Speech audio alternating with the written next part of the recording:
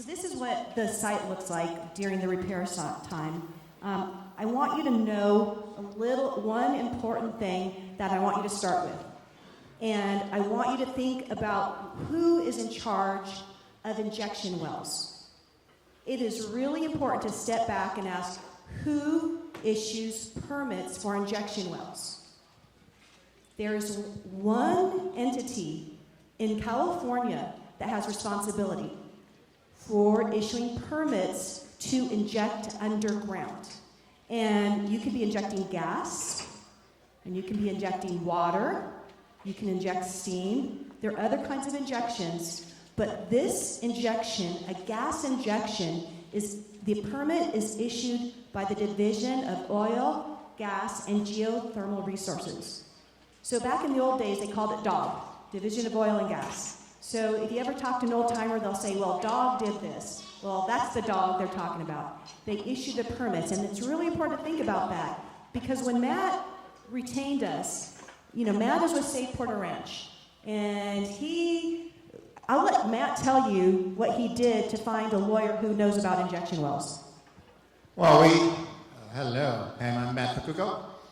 Well, we interviewed a bunch of lawyers. We got all sorts of recommendations from environmental groups and from people in our network.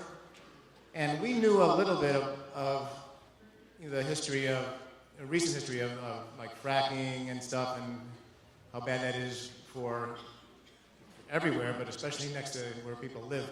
So, and when we talked to Rex Parris' firm, the first thing that got my attention was they're the ones that were going after the polluters up in Kern County and Dogger themselves. I guess you guys filed against Dogger and Jerry Brown. Yeah, I'd heard about that case. I thought, well, that's a pretty monumental thing to go after. So I figured, and because of all their experience in this industry and with injection wells, and after speaking with several attorney firms, we couldn't get a hold of Aaron Brockovich. So we went with these guys, and we're certainly glad we did, because they are, Safe Porter Ranch's mission from the beginning was to protect the community from originally turmoil from 12 oil wells. Then we found out the gas company was a bigger problem. And so our mission is to protect against overdevelopment, like hidden creeks and stuff like that.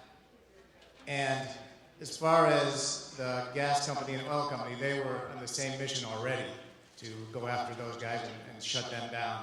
And they totally were on board with us single-mindedly.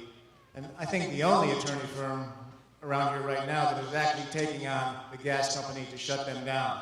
Other firms are here doing personal injury and stuff, and that's fine. But we picked them because they're on the same page as far as protecting the community.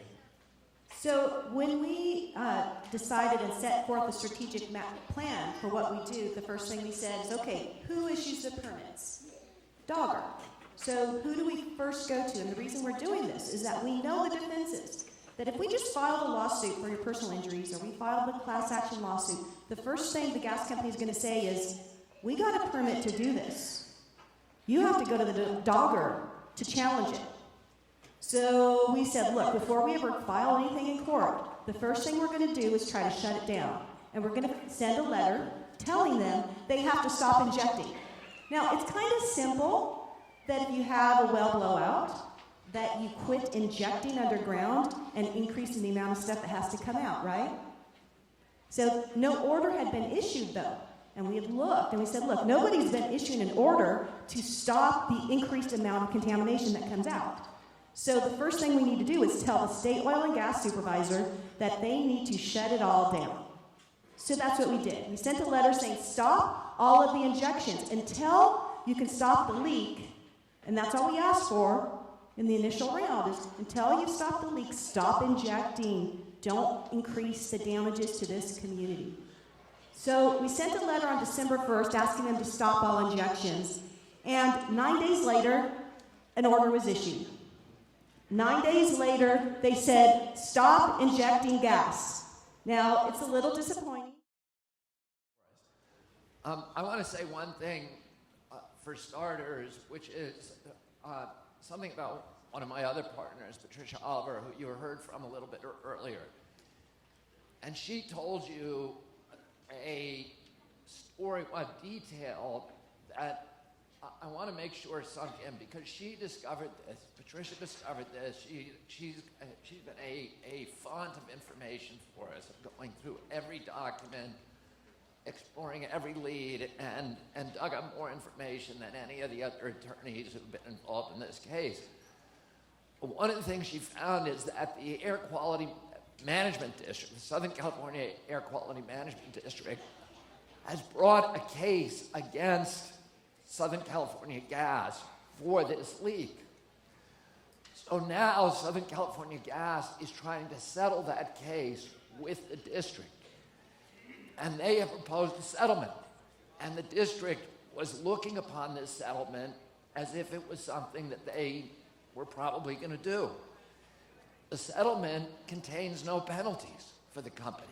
But worst of all, it contains all of these little averments and languages that are designed to give permanent immunity to the company.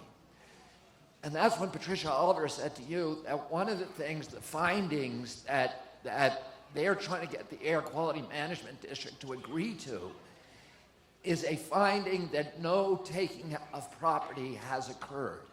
So that would be in the order. And of course, the gas company would then argue in a subsequent court case that the relevant regulatory agency has found that none of you suffered any injury because no taking of property has occurred. Now, if we didn't catch that, that almost certainly would have gone into that order. And that's why it's important that we have attorneys who are watching this and are looking over their shoulder and looking at all of the kind of shenanigans and mischief that this company is up to.